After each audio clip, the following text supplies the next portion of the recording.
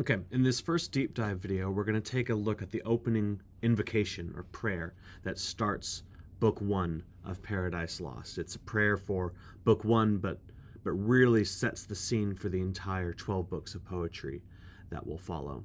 So as we read through this together, I want you to pay attention to any allusions that you notice, especially biblical allusions, but also allusions elsewhere in literature that you might notice already. And then we'll read through it together, and then we'll talk about it in a little bit of detail. Okay, we can go ahead and skip. We'll skip over this paragraph at the beginning of the argument, and we'll start with the verse.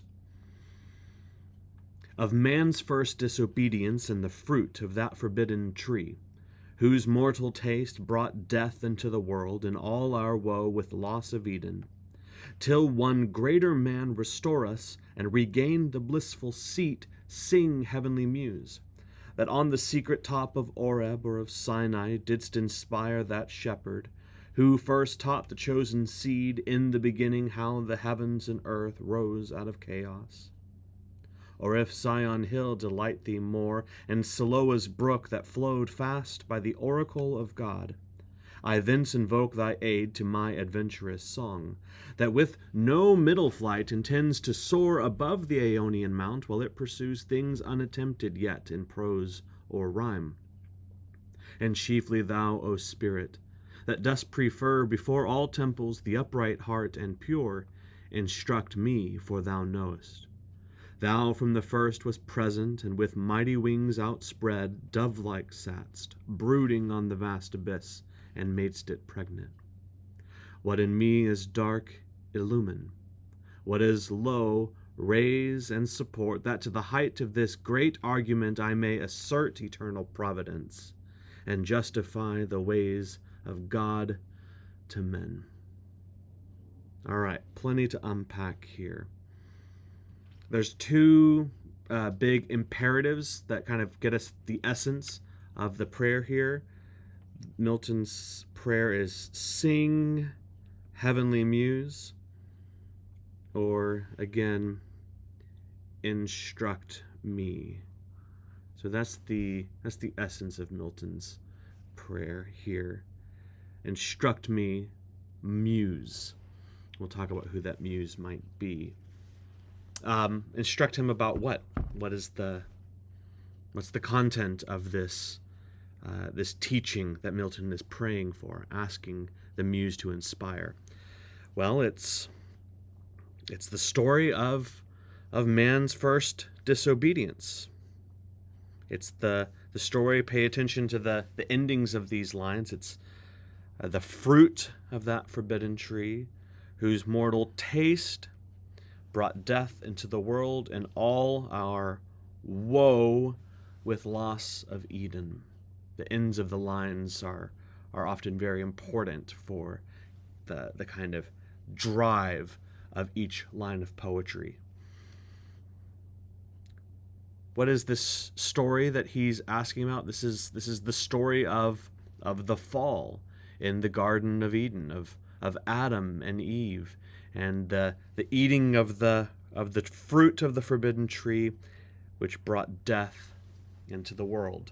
This is the story that's found in the first 3 chapters of the book of Genesis, and that's the subject that Milton is going to expand. He's going to take those 3 chapters of the biblical story and expand into 12 books of poetry.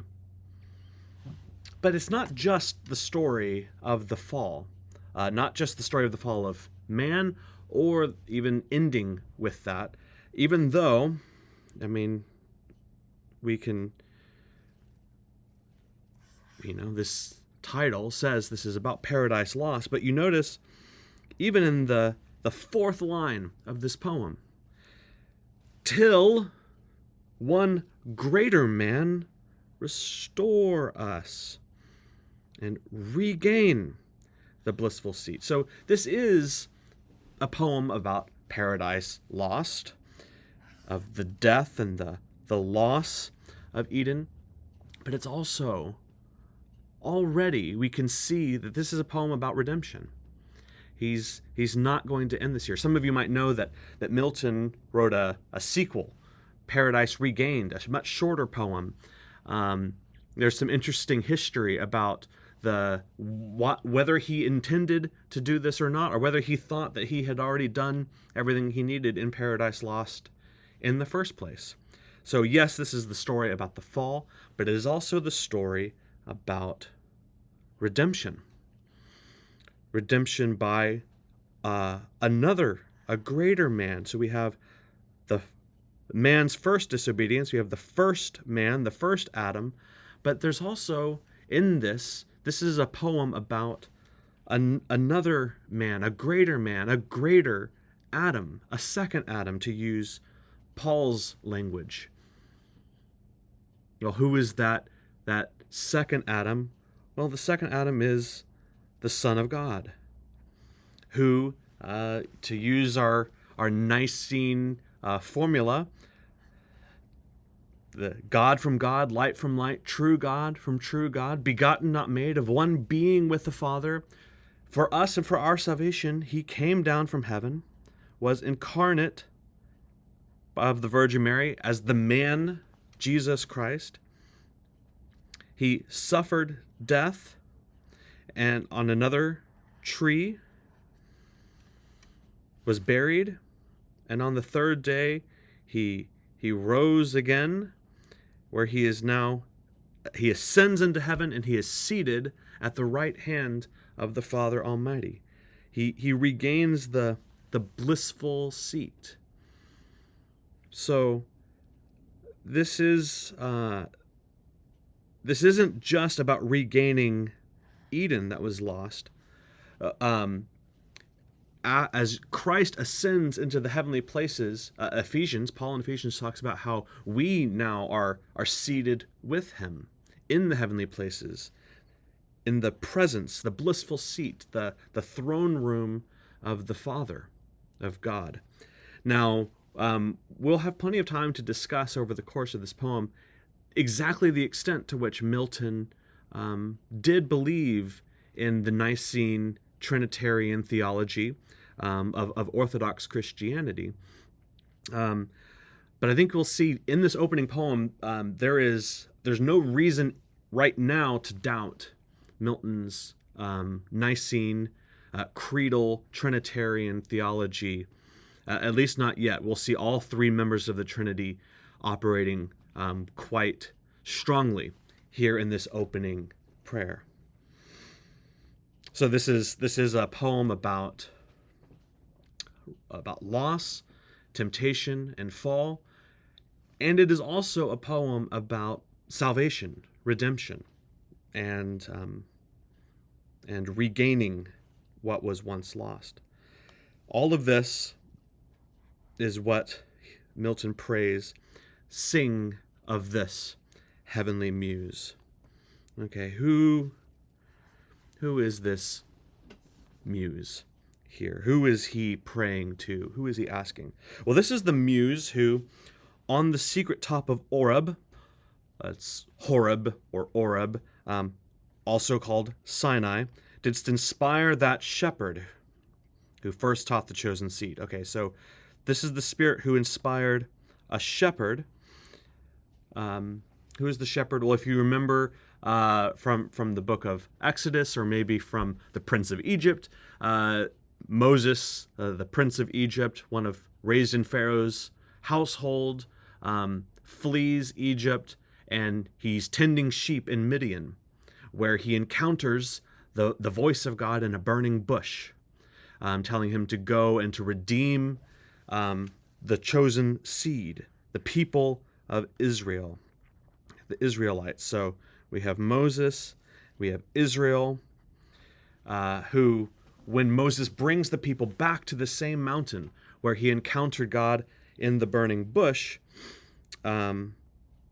this secret top, this mountain now obscured in clouds and thick darkness, where the Spirit of God thunders in the law, the first 5 books of the Old Testament, the books of Moses, the Torah or the Pentateuch.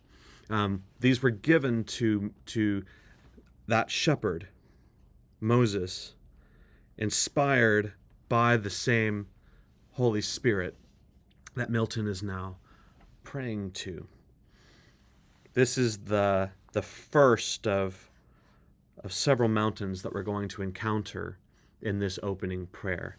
This is Mount Sinai, the Mount of the Law, the Mount where Moses received his revelation. What else do we know about this muse? Or, if Zion Hill delight thee more. There's another mountain or hill, Sion or Zion. This is another place where the Spirit of God encountered his people.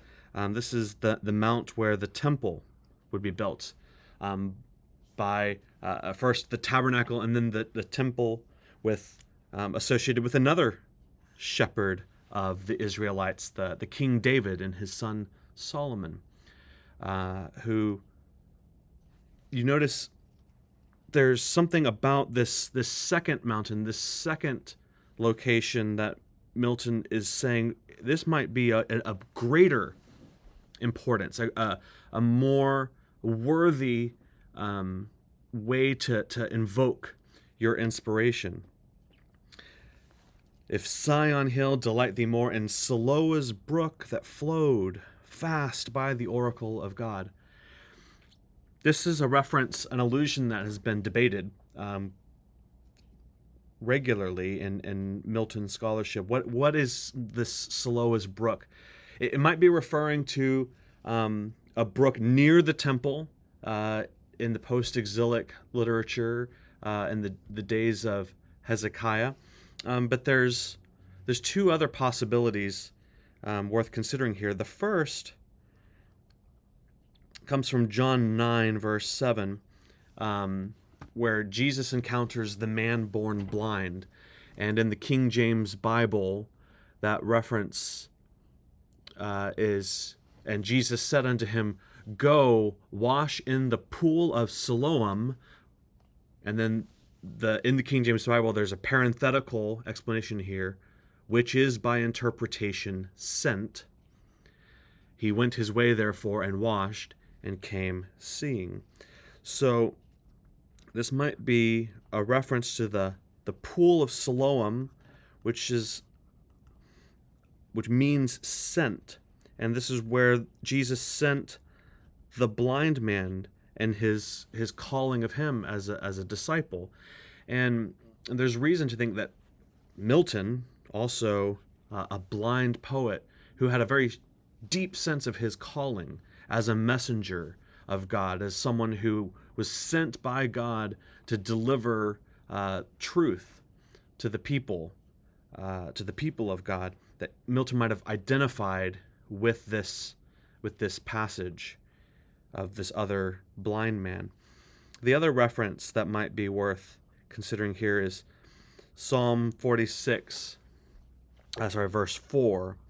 There is a river whose streams make glad the city of God, the holy habitation of the Most High.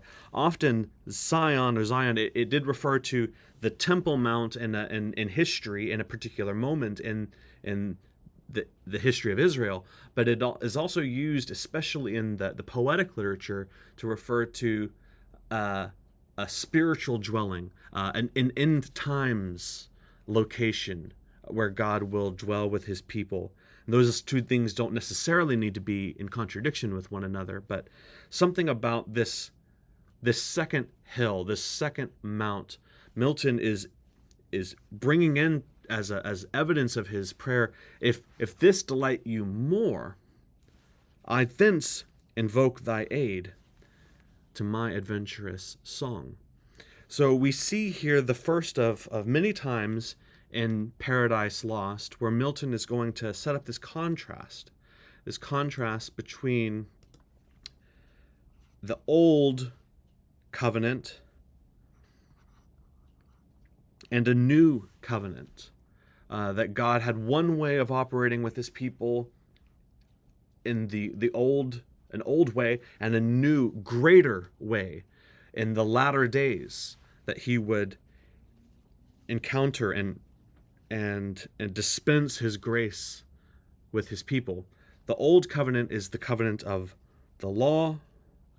The new covenant is the covenant in which the Spirit of God will be poured out on all flesh. And it's primarily on the basis of these new covenant realities that Milton is going to hinge his prayer and his expectation for inspiration of his adventurous song. Well, what is exactly the aim of his song, of his poetry? Well, he's going to aim quite high.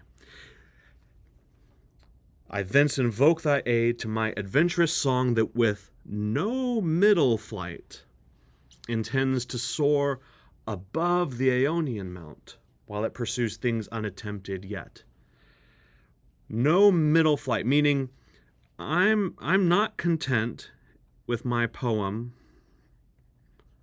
to just float around in the kind of middle air, which is the name that he kind of pejoratively gives to the Olympian gods. These are the gods of Greek mythology, of Zeus and Hera, Jupiter, and Hercules, and on Mount Olympus in Greek mythology. But Milton says the Olympian gods, in the middle air, their highest heaven. In other words, in Milton's kind of cosmology here, you have Mount Olympus, where the gods of Greek mythology, that's as high as they go. But Milton is saying no middle air. I want to fly well above the middle air with no middle flight. My poem is going to ascend into the heaven of heavens, the highest of heavens, with my subject. That's my destination. With no middle flight, intends to soar above the Aeonian mount.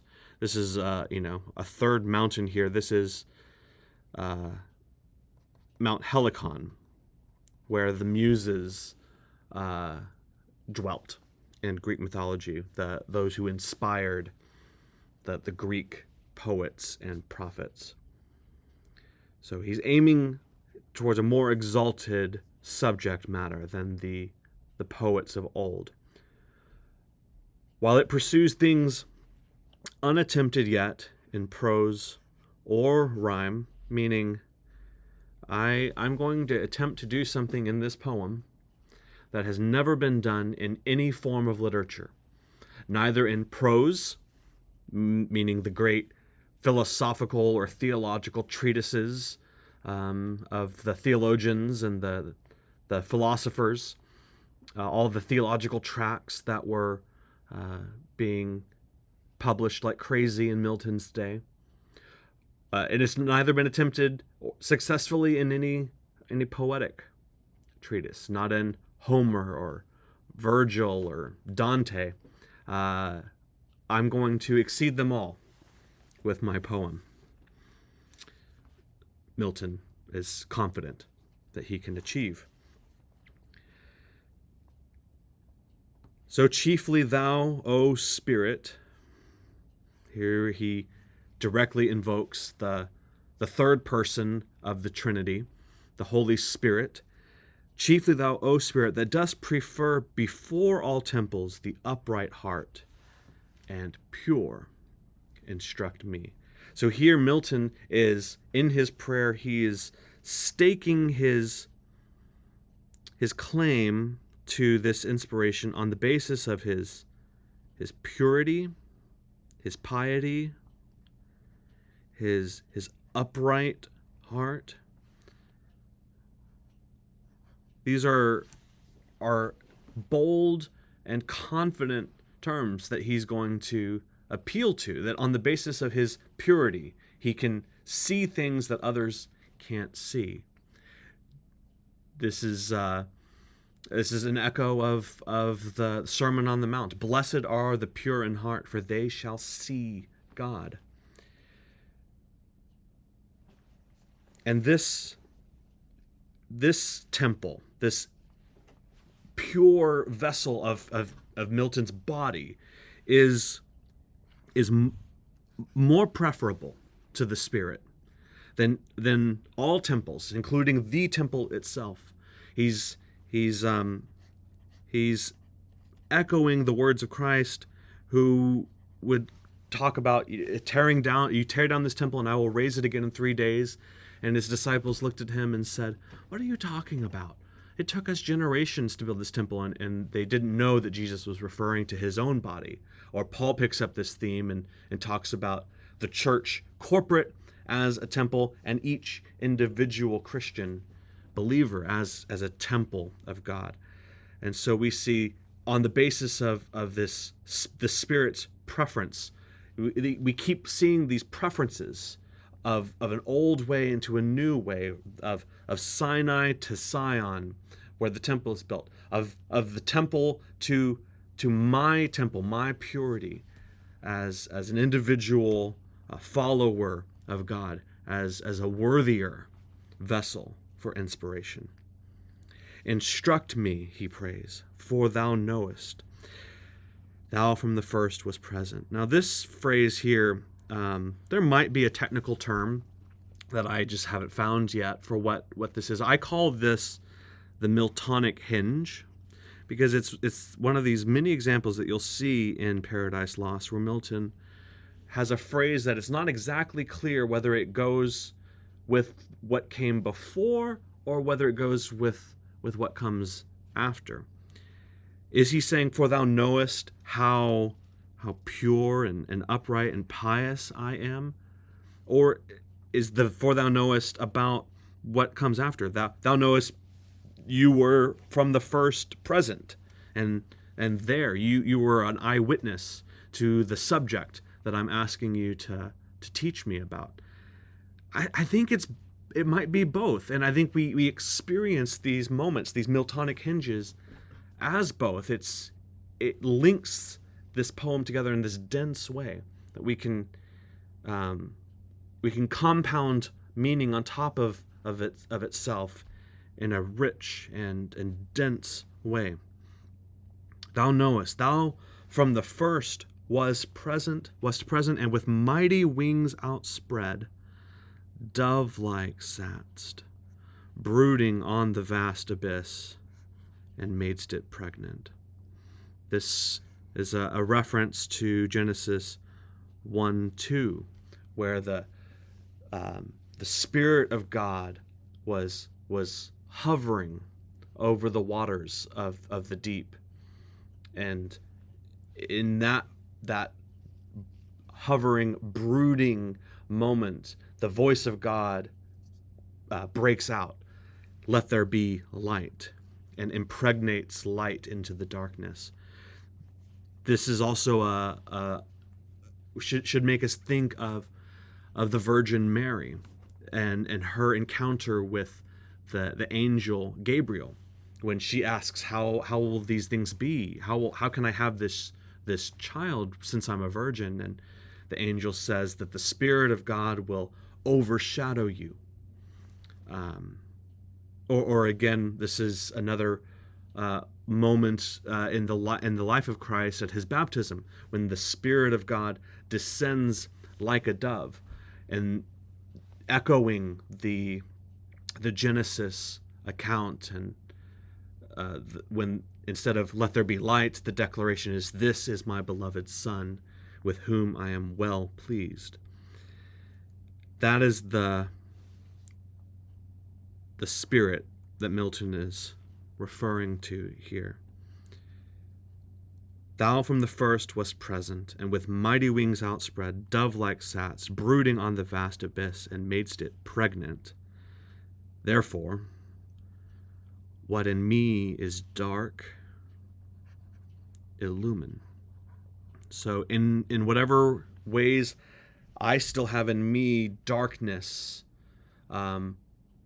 chaos, pre-new creative, dark waters, illumine those, just as how you taught Moses that in the beginning, how the heavens and earth rose out of chaos. What in me is dark, illumine. What is low, raise and support. Again, he's going to ascend above Mount Olympus and to the highest of heavens. Raise and support. That to the height of this great argument, I may assert eternal providence and justify the ways of God to men. So what is his argument? Milton is going to try and hold two seemingly contradictory things together in Paradise Lost. The first is he's going to assert eternal providence. This is the sovereign control of God over all things, up to and especially including the fall of Adam and Eve, the fall of Satan. There's going to be an insistence throughout the poem that this is not an accident. This didn't catch God by surprise, and that his decree through each aspect of the fall meant that there was never anything outside of his control, which might lead people to then say, well, is God now responsible for evil? But Milton's going to assert eternal providence, and, this is a big and here, and justify the ways of God to men. So not only is God sovereign, but he is just. He's good. So that men, including Adam himself, will not be able to say that God is responsible for evil, or evil by his sovereignty over the fall. This is the classic conundrum of theologians across the ages.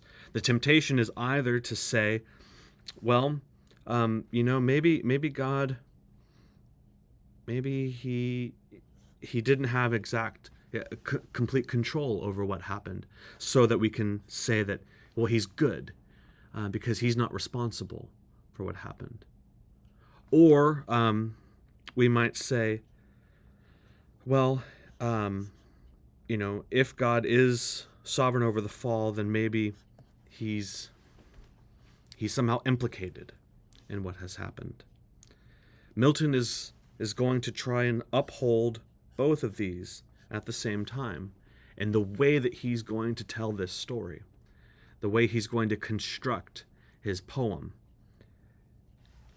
never yet been attempted in prose or rhyme, Milton says. And so he aims high, and he invokes the same spirit who inspired Moses and the construction of the temple to raise him up to this ambitious claim, this ambitious aim, to justify the ways of God to men. That is this great argument of Paradise Lost.